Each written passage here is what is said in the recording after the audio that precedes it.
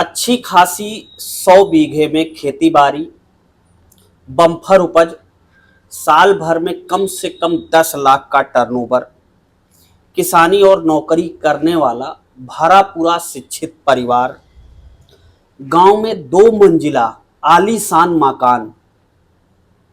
परिवार के लोगों के पास यानी कि घर के जितने भी सदस्य थे सब के पास अपनी अपनी खुद की गाड़ियां थी। लेकिन एक दिन उस घर की खुशियों में ऐसा खूनी खलल पड़ा कि इस खूनी खलल को, इस पूरी कहानी को जब मैं रिसर्च कर रहा था और जब पढ़ रहा था तब यकीन मानिए दोस्तों, मैं खुद सोचने लगा था।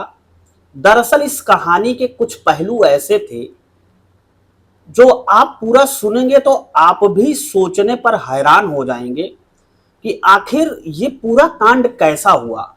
मैं भी जब इस पूरी कहानी को पढ़ा और इस कहानी को पूरी तरीके से रिसर्च किया तो मैंने पाया कि एक इंसान आखिर अपनी इंसानियत से, अपनी मानवता से कैसे गिर सकता है, और इतना गिर सकता है कि अपने ही परिवार के 2 छोटे बच्चों को हत्या करने के दौरान, जिन्होंने अभी दुनिया देखी भी नहीं है और दुनिया क्या होती है उन बच्चों को ये समझ भी नहीं है, उन्हें रात के अंधेरे में छत से उठाकर फेंक देना, ये मानवता को शर्मसार करना नहीं है तो और क्या है।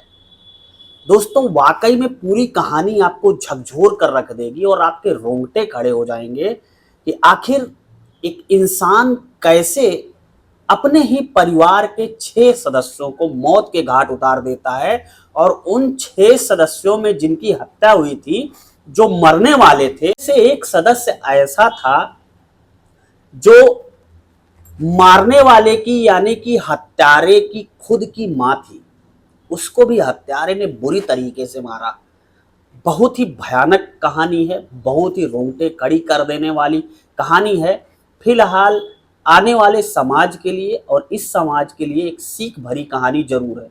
तो दोस्तों कहानी को शुरू करने से पहले आपसे मेरा बस वही छोटा सा विनम्र अनुरोध है कि अगर अभी तक आपने चैनल को सब्सक्राइब नहीं किया है तो चैनल को सब्सक्राइब कर लेना, साथ में लाल बेल आइकन की बटन को प्रेस कर लेना, ताकि जब भी मैं ऐसी आपको जागरूक करने वाली, आपको सतर्क करने वाली कहानियां अपने चैनल पर अपलोड करूं तो उसका नोटिफिकेशन आपको आसानी से मिल जाए। दोस्तों जो आज की सच्ची कहानी है, ये कहानी है उत्तर प्रदेश की राजधानी लखनऊ से करीब 90 किलोमीटर की दूरी पर एक जिला है, जिस जिले का नाम है सीतापुर। और इसी सीतापुर जिले में एक ग्राम सभा पड़ती है रामपुर मथुरा, और रामपुर मथुरा ग्राम सभा के अंतर्गत ही एक गांव आता है पाल्हापुर। और इसी पाल्हापुर में वीरेंद्र सिंह एक ठाकुर साहब थे, जो कि नामी गिरामी खेतिहर थे, जिनके पास थोड़ी 1, 2, 10, 5, 50 बीघे नहीं बल्कि पूरे 100 बीघे की खेती थी। पूरे समाज में, पूरे गांव में, पूरे मोहल्ले में दूर दूर तक उन्हें एक बड़े काश्तकार, बड़े जमींदार के रूप में लोग देखते थे। अच्छा, वीरेंद्र सिंह का घर परिवार और सब कुछ खेती बाड़ी चाक चौबंद अच्छी तरीके से चल रहा था। कभी वीरेंद्र सिंह के जीवन में ऐसा कुछ नहीं हुआ जिसने उन्हें जिहालत झेलने पर मजबूर किया हो। अच्छा, वीरेंद्र सिंह के 2 लड़के थे। पहले लड़के का नाम अनुराग सिंह और दूसरे का नाम अजीत सिंह। दोनों लड़के बहुत होनहार, दोनों बेइंतहा पढ़ने में तेज। धीरे धीरे समय गुजरता जाता है तो जो बड़ा बेटा था अनुराग, वो ग्रेजुएशन की पढ़ाई करता है, बीएससी एजी की एग्रीकल्चर कृषि विभाग कृषि शाखा से पढ़ाई करता है। बीएससी की जब उसकी पढ़ाई पूरी हो जाती है तो अपने पिता वीरेंद्र सिंह से कहता है कि पिताजी मुझे जो है आईएएस और पीसीएस बनना है, यूपीएससी की तैयारी करना है। अब वो अपना झोला बस्ता पैक करके इलाहाबाद निकल जाता है। इलाहाबाद कुछ दिन तैयारी करता है, उसे सफलता नहीं मिलती है और उसके बाद जो है वो दिल्ली चला आता है पढ़ाई करने के लिए। लेकिन अंततः कुल मिला के वो यूपीएससी की पढ़ाई तो करता है, लेकिन यूपीएससी में उसका चयन नहीं हो पाता है। लेकिन उसने एग्रीकल्चर की यानी कि कृषि की पढ़ाई अच्छी तरीके से की थी। तो घर के जो पिताजी होते हैं वीरेंद्र सिंह और छोटा भाई अजीत सिंह, दोनों से बुलाते हैं कि ऐसा है, तुमने इतना पैसा लगाकर पढ़ाया लिखाया गया है, तुमने कृषि विभाग में बीएससी एमएससी की है, तो घर आ जाओ, अपना घर पे ही खेती बाड़ी का काम करो। अब वो घर आता है। अब भाई घर पर ही रहकर अनुराग सिंह जिसने कृषि की पढ़ाई की थी, घर में जो 100 बीघे खेती थी उस खेती को करने लगता है। और 1-2 साल करने के बाद उसे लगता है कि नहीं, खेती में सबसे अच्छा सुकून है, अच्छे पैसे हैं, थोड़ी सी टेक्नोलॉजी लगाई जाए, अगर थोड़ी सी मेहनत की जाए तो खेती भी एक जरिया है अच्छा पैसा कमाने का। ऐसा सोचकर वो लगातार अपना कृषि का काम, खेतों का काम करने लगता है। घर और वाहन सब कुछ पिता वीरेंद्र सिंह ने बनाया ही था। घर में 2 तल्ले का मकान, 2 तल का, हर कमरे में एसी लगी हुई। जितने भी घर के सदस्य होते हैं सबके पास पर्सनल अपनी अपनी चलने की कारें। उसके बाद घर पे 2-2 ट्रैक्टर, मतलब सारी व्यवस्थाएं कृषि की पिताजी ने ही कर रखी थी। अब अनुराग सिंह को मजा आने लगा। और जो छोटा भाई होता है अजीत सिंह, वो भी पढ़ाई कर रहा था और पढ़ाई करते करते वो बीएड वगैरह करता है। उसके बाद वहीं बगल में ही एक स्कूल था, उस स्कूल में उसे सरकारी टीचर की नौकरी मिल जाती है। अब वो सरकारी टीचर की नौकरी करने लगता है। अब बड़ा भाई जो अनुराग सिंह था उसकी शादी कुछ दिन बाद हो जाती है प्रियंका सिंह से। प्रियंका सिंह शादी के बाद आती हैं, कुछ दिन जीवन धीरे धीरे से चलने लगता है, अपना जीवन रफ्तार पकड़ लेता है। अब वीरेंद्र सिंह ने अपने छोटे बेटे अजीत सिंह की भी शादी कर दी, उसकी भी बहू आ गई, उसकी भी पत्नी आ गई। दोनों बेटे हंसी खुशी अपना जीवन गुजारने लगे। अनुराग सिंह अपना कृषि का काम, खेती बाड़ी का काम करता था और अजीत सिंह इसी सीतापुर में महमूदाबाद में एक प्राथमिक विद्यालय में टीचर का काम करता था, पढ़ाता था बच्चों को। अब जीवन की गाड़ी धीरे धीरे सरकने लगी, सब कुछ हंसी खुशी चल रहा था।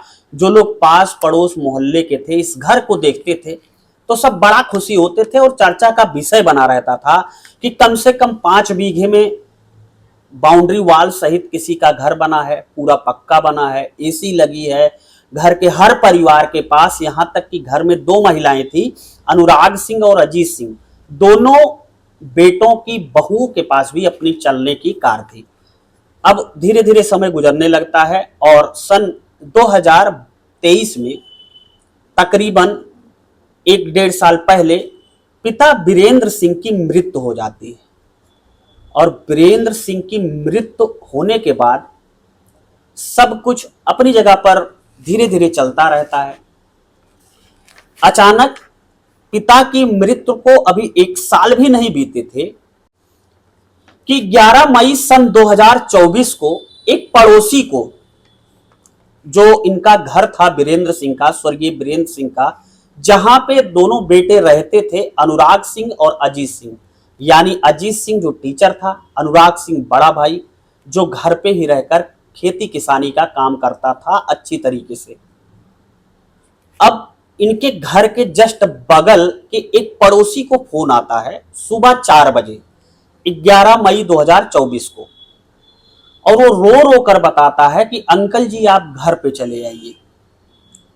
अब सुबह 4 बजे के समय में अगर आप किसी को फोन करेंगे तो वो कुछ अनहोनी की आशंका करेगा, और वो भी पड़ोसी पट्टीदार, वो तुरंत ही भागकर आते हैं।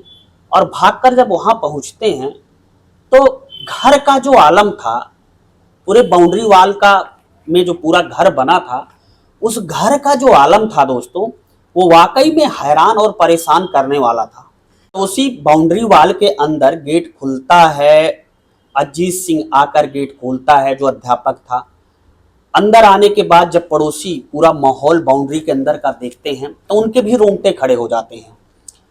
दरअसल वो पड़ोसी देखता है कि अश्वनी सिंह, जो कि अनुराग सिंह का बड़ा भाई जो था, अजीत का, वीरेंद्र का बड़ा बेटा, उसका जो एक बेटा होता है अश्वनी, जिसकी उम्र 12 वर्ष होती है, वो छत के नीचे सीधा गिरा हुआ है। उसके शरीर से काफी खून निकल रहा है, काफी तेजी तेजी से वो चिल्ला रहा है, लेकिन वो चिल्लाने की हिम्मत नहीं जुटा पा रहा है। बिटिया जिसकी उम्र करीब अभी महज 10 वर्ष थी, वो भी काफी तेजी तेजी से सांसें खींच रही है, उसके भी सर से, नाक से, मुंह से खून निकल रहा है। अब जब ये पड़ोसी देखता है कि घर के दोनों छोटे बच्चे इस तरीके से करा रहे हैं, जिंदगी और मौत से जंग लड़ रहे हैं, तो अजीत सिंह से सिर्फ यही पूछता है कि आखिर ये सब कैसे हो गया, ये सब कैसे घटित हो गया। अब अजीत सिंह कुछ बोलने की स्थिति में नहीं होता है। अब जो पड़ोसी आए होते हैं वो सोचते हैं कि शायद ये दोनों बच्चे, गर्मी का मौसम है, मई का मौसम है, गर्मी ज्यादा है, छत पे सोए रहे होंगे, एक साथ दोनों सुबह सुबह उठे होंगे, खेलते खेलते छत के नीचे आ गए होंगे। अब वो पड़ोसी अजीत सिंह से पूछता है कि अनुराग कहाँ है। तब अजीत सिंह यानी कि छोटा भाई घर के अंदर की तरफ इशारा करता है और पड़ोसी जैसे ही घर के अंदर जाते हैं वो चिल्लाकर बाहर आते हैं और चिल्लाहट इतनी तेज शुरू करते हैं कि जो मोहल्ले के व्यक्ति थे, जो गांव के व्यक्ति थे, कहने का मतलब 10-15 मिनट के अंदर करीब 4:30 बजे तक पूरा गांव ही इकट्ठा हो जाता है।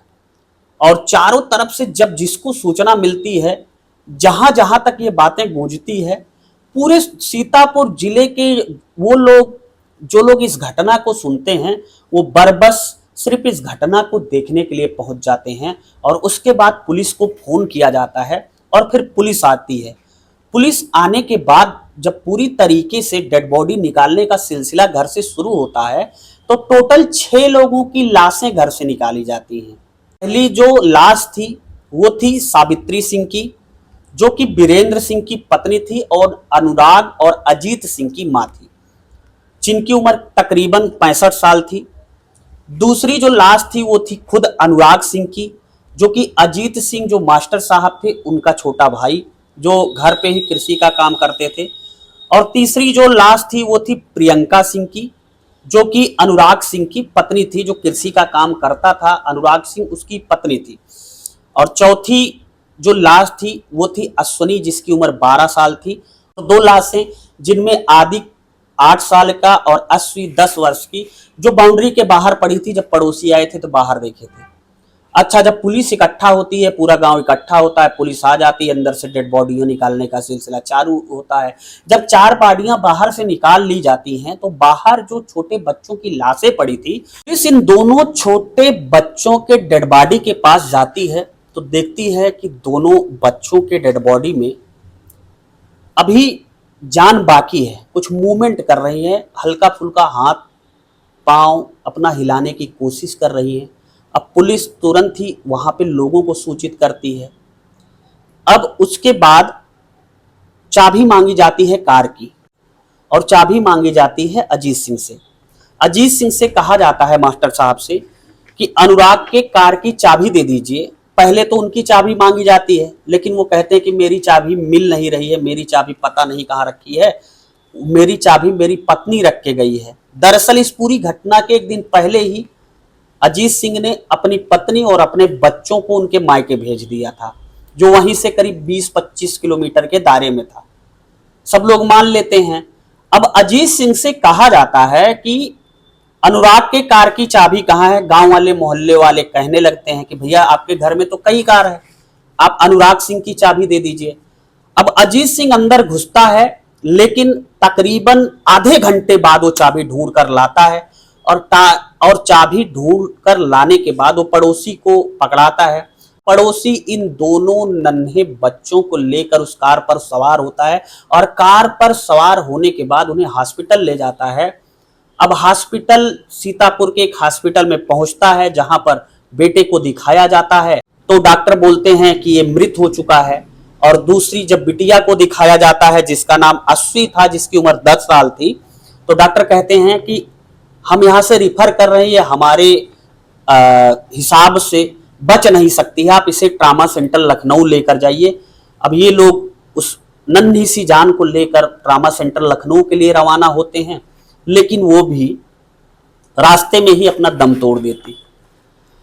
अब पुलिस के पास सबसे बड़ा यक्ष प्रश्न था, सबसे बड़ा जो सवाल था वो ये था कि आखिर जिस घर में पैसे कौड़ी, कारें, एसी, घर में कम से कम आधा दर्जन बड़े कमरे, पूरी लग्जरी लाइफ जी रहे हैं, सब कुछ इनके पास है, सब कुछ ईश्वर ने दिया है, गांव मोहल्ले में समाज में अच्छा खासा नाम है। ऐसा क्या है, ऐसा कौन आ गया जिसने इन 6 लोगों की हत्या की? अब पूरे घर में बचा एक शख्स था, वो था वीरेंद्र सिंह का छोटा बेटा अजीत सिंह, अनुराग सिंह का छोटा भाई जो कि मास्टर था। अब पुलिस अजीत सिंह से जब पूरे घटना की बाबत जानकारी लेना चाहती है तो अजीत सिंह बताता है कि दरअसल साहब मेरा भाई अनुराग जो घर में ही खेती बाड़ी का काम करता था, अच्छी तरीके से पढ़ा लिखा था साहब, वो नशे का बहुत बड़ा आदी था। वो शराब का हमेशा सेवन करता था और शराब का सेवन करने के बाद ही वो अपनी पत्नी प्रियंका से हमेशा झगड़ा लड़ाई किया करता था। और मैंने भी कई बार मना किया है, लेकिन मैं तो छोटा था तो मुझे वो दिया करता था, मुझे डांट दिया करता था, मैं चुप हो जाता था। साहब ये 11 मई को रात में कहीं से शराब वगैरह पीकर आया था और फिर इसकी पत्नी से इसकी बहस होने लगी। फिर मां भी आ गई तो इसने पत्नी को भी गोली मार दिया और मां को भी गोली मार दिया और फिर एक बच्चे को भी गोली मार दिया और दोनों बच्चों को छत से जब तक मैं पकड़ने दौड़ा तब तक दोनों बच्चों को अपने उठाकर छत से बाहर फेंक दिया। पुलिस अब जो थ्योरी पुलिस ने जो कहानी अजीत सिंह के मुंह से सुनी, क्योंकि अजीत सिंह ही चश्मदीद गवाह था पूरे घटनाक्रम का और चूंकि भाई था और मां की भी मर्डर हुई थी, मां की भी हत्या हुई थी, इसलिए पुलिस अपना पूरा विचार, पुलिस अपनी पूरी तफ्तीश, पुलिस अपनी पूरी जांच में तनिक भी अजीत सिंह के ऊपर संदेह नहीं कर रही थी। क्योंकि कोई व्यक्ति ऐसा नहीं कर सकता है कि अपने ही घर के अपने ही भाई, सगे भाई को जो कि एक ही कोख से जन्म लिया हो उसको मार दे और जिस कोख से जन्म लिया हो उसको ही मार दे। कहने का मतलब ये कि अपने भाई और अपनी मां की हत्या कोई कैसे कर सकता है, इतना तो गिरा कोई नहीं हो सकता है। अब पुलिस भी इस एंगल से सोच रही थी। अच्छा, गांव के लोगों से पुलिस ने बाकायदा रिकॉर्ड पे बात की, पूछताछ की कि अजीत सिंह जो कह रहा है वो सही है। तो गांव के काफी लोगों ने, हालांकि पड़ोसियों ने भी, जो कि वीरेंद्र सिंह के यानी अनुराग सिंह और अजीत सिंह के पड़ोसी थे, घर के बगल के रहने वाले, वो लोग भी बताए कि साहब जो अजीत सिंह कह रहा है वो सही कह रहा है। अनुराग सिंह शराब का लती था और भारी मात्रा में शराब पीता था और हमेशा इनके घर में 2-3 आवाजें आती थी, कर्ज, क्रेडिट कार्ड कौन भरेगा, ये सब बातें आती थी। तो फिर अजीत सिंह ने पुलिस से कहा कि सर ऐसा है, पिताजी जब एक्सपायर हुए थे तो उन्होंने करीब 24 लाख रुपए का क्रेडिट कार्ड पे लोन लिया था, उसी के भरने के लिए आपस में बात हो रही थी, लेकिन मैं नहीं था सर, मैं नीचे लेटा हुआ था अपने तख्त पे और अचानक से मुझे आवाज आती है फायर की और मैं जब तक छत पे जाता हूं तब तक देखता हूं कि मेरे भाई ने अपनी पत्नी प्रियंका सिंह को, मेरी मां सावित्री सिंह को और दोनों बच्चों को नीचे फेंक दिया है, एक बच्चे का मर्डर कर दिया है और खुद भी जब तक मैं उसे बचाने के प्रयास में रहता हूं तब तक वो कनपट्टी पे अपने पिस्तौल तानकर अपने ऊपर खुद फायर कर लेता है और आत्मदाह कर देता है। पुलिस ने पड़ोसियों के कहने पर और अजीत सिंह के कहने पर एफआईआर में ये नोट किया और 6 बॉडियों को अपने कब्जे में लेकर पोस्टमार्टम के लिए आगे भेज दिया। अब पोस्टमार्टम हो गया, दाह संस्कार हो गया, 4-5 दिन गुजर गया। लोग ये सोचने लगे कि गजब हुआ, अनुराग सिंह ने गजब ही किया शराब के नशे में, ऐसा उसे नहीं करना चाहिए था। लोग ये भी सोचकर परेशान थे कि इंसान कितना गिर सकता है कि उसने अपने बच्चों तक नहीं छोड़ा, अपनी पत्नी को नहीं छोड़ा, अपनी मां को नहीं छोड़ा। अब जैसे तैसे 5 दिन बीत गया। 5 दिन बाद एक व्यक्ति जिसका नाम आदित्य सिंह होता है, आदित्य सिंह अनुराग सिंह का साला था, यानी कि अनुराग सिंह की पत्नी प्रियंका सिंह का सगा भाई था।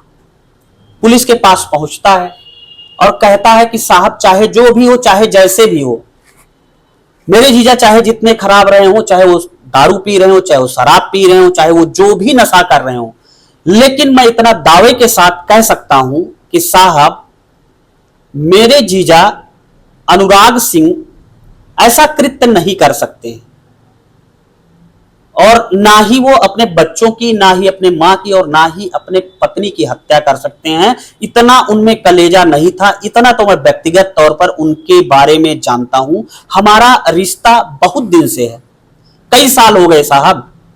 अब पुलिस वाले कहते हैं कि भाई ऐसा कैसे यकीन से कह सकते हो। पुलिस वाले भी आदित्य की बातों को इग्नोर कर देते हैं।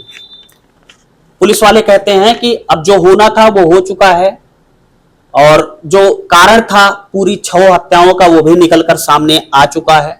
तुम्हारे ऐसे कहने से, तुम रिश्तेदार हो, हम थोड़ी मान लेंगे। पुलिस भी इस पूरी केस को, फाइल को बंद करना चाहती थी। पुलिस को ऐसा लग रहा था कि अब उन्हें क्लू मिल चुका है, जो अजीत सिंह कह रहा है वो पूरी तरीके से सही है।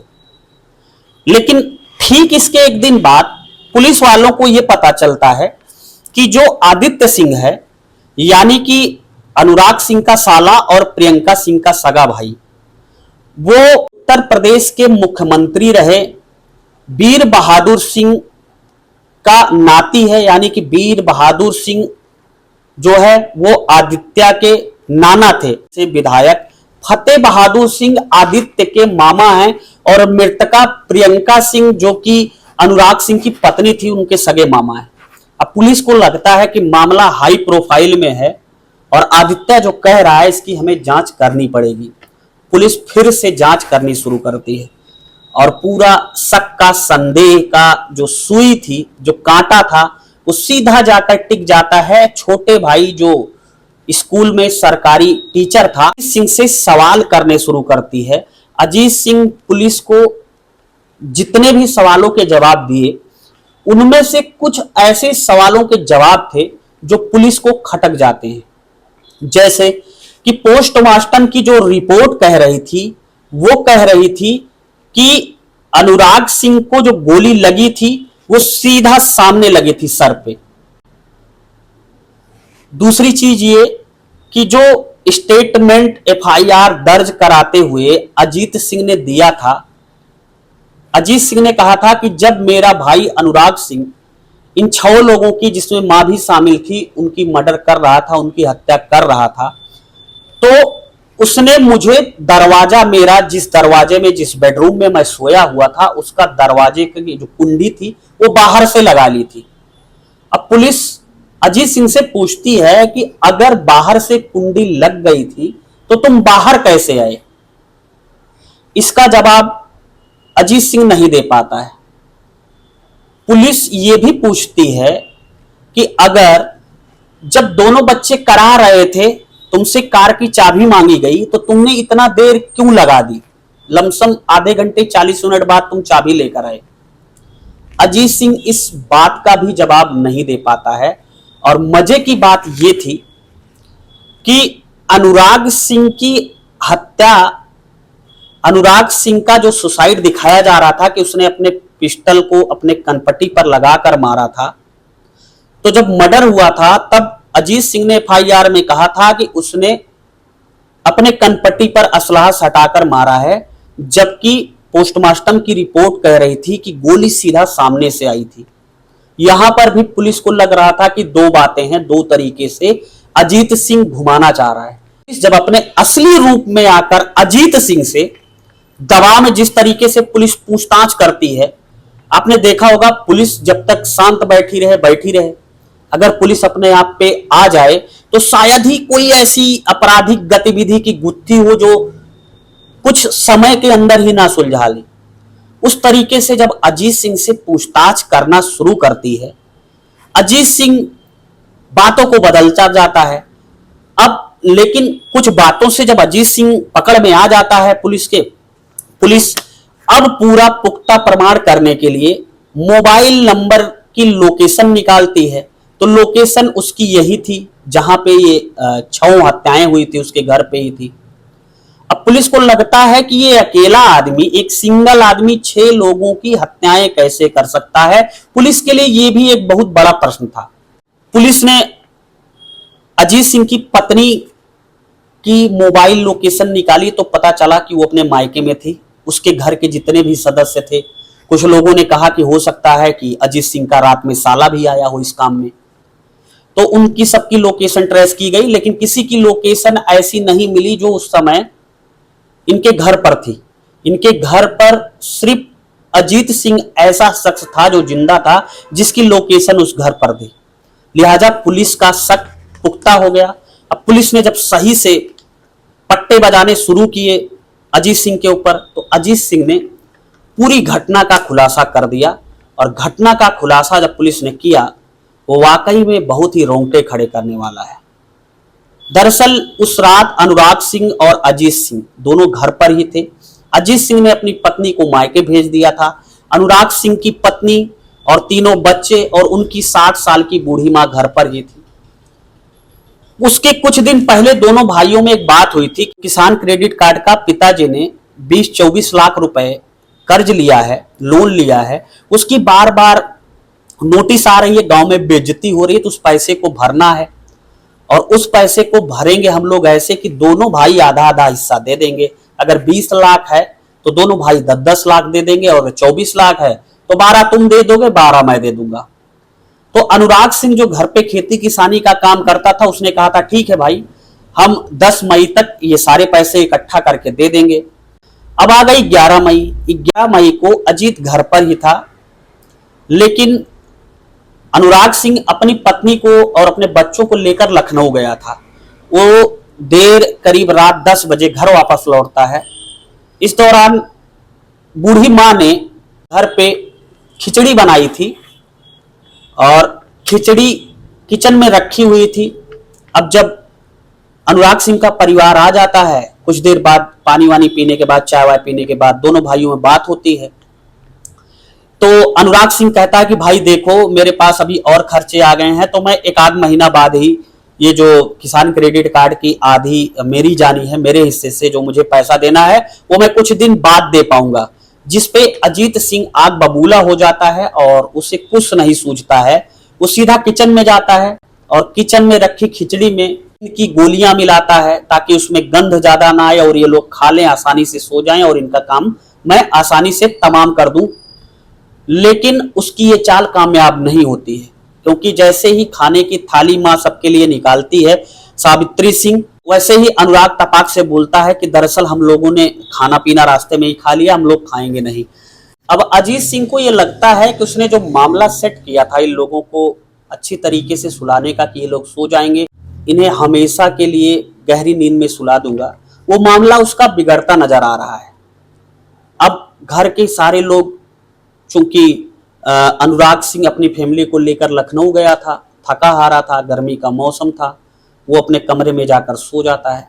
और फिर अजीत सिंह समय का इंतजार करने लगता है और करीब 12 बजे सबसे पहले अजीत सिंह छत पर सो रही उसकी भाभी प्रियंका सिंह के कमरे में जाता है और प्रियंका सिंह को बेड पे ही लेटी थी उनको बुलाता है। जैसे ही वो उठती हैं, सामने से उनके ऊपर फायर झोंक देता है और प्रियंका सिंह जब तक चिल्लाती हैं, गोली की आवाज आती है, तब तक बूढ़ी माँ रेलिंग के सहारे धीरे धीरे छत पर आ जाती हैं।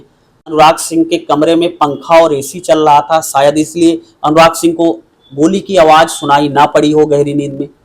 अब जब ये अपनी भाभी प्रियंका सिंह का कत्ल करके बाहर ही निकल रहा था, तो देखता है कि जो दोनों बच्चे हैं अश्वनी और आदित्य, ये दोनों जग जाते हैं और जगते हैं, फिर चिल्लाना शुरू करते हैं। अब अजीत सिंह को लगता है कि ये चिल्लाना शुरू करेंगे तो बात गांव तक जाएगी। दोनों में से एक बच्चे को ये गोली मार देता है, मुंह दाबे रहता है कुछ देर, और दूसरा बच्चा जब चिल्लाना शुरू करता है तो उस बच्चे का मुंह दाबकर ये छत की तरफ, रेलिंग की तरफ भागता है। अब जब रेलिंग की तरफ भागता है तो देखता है कि दूसरा बच्चा भी जग गया है। अब दूसरे बच्चे को एक हाथ से पकड़े हुए, दूसरे को दूसरे हाथ से पकड़े हुए, दोनों को छत की रेलिंग पर लेकर आता है। कुछ देर तो इनका मुंह दाबे रहता है। उसके बाद दूसरे फ्लोर से दोनों बच्चों को छत के नीचे फेंक देता है। और जब दोनों बच्चों को छत के नीचे फेंकता है तो जब दोनों बच्चों की तेजी से चिल्लाहट की आवाज आती है, तक अजीत सिंह की मां सावित्री सिंह भी इसके सामने आ चुकी थी। और जब माँ को देखता है तो माँ को भी ये मुंह दागता है, माँ कुछ समझ नहीं पाती है। कुछ देर तो ये माँ को चुप कराने की कोशिश करता है और जब इसे लगता है कि माँ अब चुप नहीं होंगी, वो चिल्लाएंगी, तो वहीं पे एक रखे बड़े से पत्थर से अपने माँ का सर तब तक फोड़ता है, तब तक उस सर पे पत्थर मारता है जब तक वो बुरी तरीके से घायल और लहूलुहान नहीं हो जाती। और जब इतना सब होता है तो फिर आता है इसका बड़ा भाई अनुराग सिंह, और अनुराग सिंह को ये गोली मारता है। गोली मारने के बाद उसके ऊपर कुछ देर बैठा रहता है, बैठने के बाद इंतजार करता है कि इसकी सांसें तो चल नहीं रही हैं, और जब इसे लगता है कि इसकी सांसें अब भी चल रही हैं तो फिर से दोबारा फायर झोंक देता है अपने बड़े भाई अनुराग सिंह के ऊपर, जो गांव में ही खेती किसानी का काम करता था। इस प्रकार इसने 6 हत्याएं अपने ही घर में अपने सगे भाई को, अपनी मां को, अपने सगे भाई के नन्हे नन्हे प्यारे प्यारे बच्चों को मौत के घाट उतार दिया, सिर्फ पारिवारिक कलह और सिर्फ पैसों की वजह से। तो दोस्तों, ये थी आज की कहानी। उम्मीद है इस कहानी से आप सतर्क और जागरूक जरूर होंगे। इस कहानी को सुनाने का मकसद किसी को हैरान करना या परेशान करना नहीं था। इस कहानी को सुनाने का मकसद सिर्फ एक था कि आप हमेशा सतर्क रहें, जागरूक रहें। परिवार में अगर कुछ 19-20 हो रहा है तो उसे सहन करने की क्षमता रखें, आवेश में ना रहें, प्यार से रहें, एक दूसरे से मिलकर रहें। पैसे फिर आ जाएंगे, पैसे फिर भर जाएंगे, कहीं पे कर्जा हुई है अगर तो वो फिर से सही हो सकती है, लेकिन परिवार जाने के बाद जग हंसाई होती है। परिवार जाने के बाद सिर्फ पूरे समाज में बदनामी होगी और जग हंसाई होगी, जैसे कि अब अजीत सिंह की हो रही है। अजीत सिंह अब पूरे जीवन अपनी शायद जेल के सलाखों के अंदर ही गुजारेगा। फिलहाल आप ऐसे भाई के बारे में और ऐसे बेटे के बारे में जिसने अपने सगे भाई और सगी मां को भी नहीं छोड़ा, क्या कहना चाहते हैं? आप अपने दिल की राय हमें कमेंट बॉक्स में जरूर बताइएगा और मैं अगली कहानी में आपका नाम जरूर लूंगा, ये मेरा आपसे वादा है। चैनल को सब्सक्राइब ना किया हो तो चैनल को सब्सक्राइब कर लेना दोस्तों, क्योंकि आपको ऐसी जागरूक करने वाली सच्ची घटनाओं की कहानियां, सच्ची घटनाओं की वीडियो इस चैनल पर मिलती रहेगी।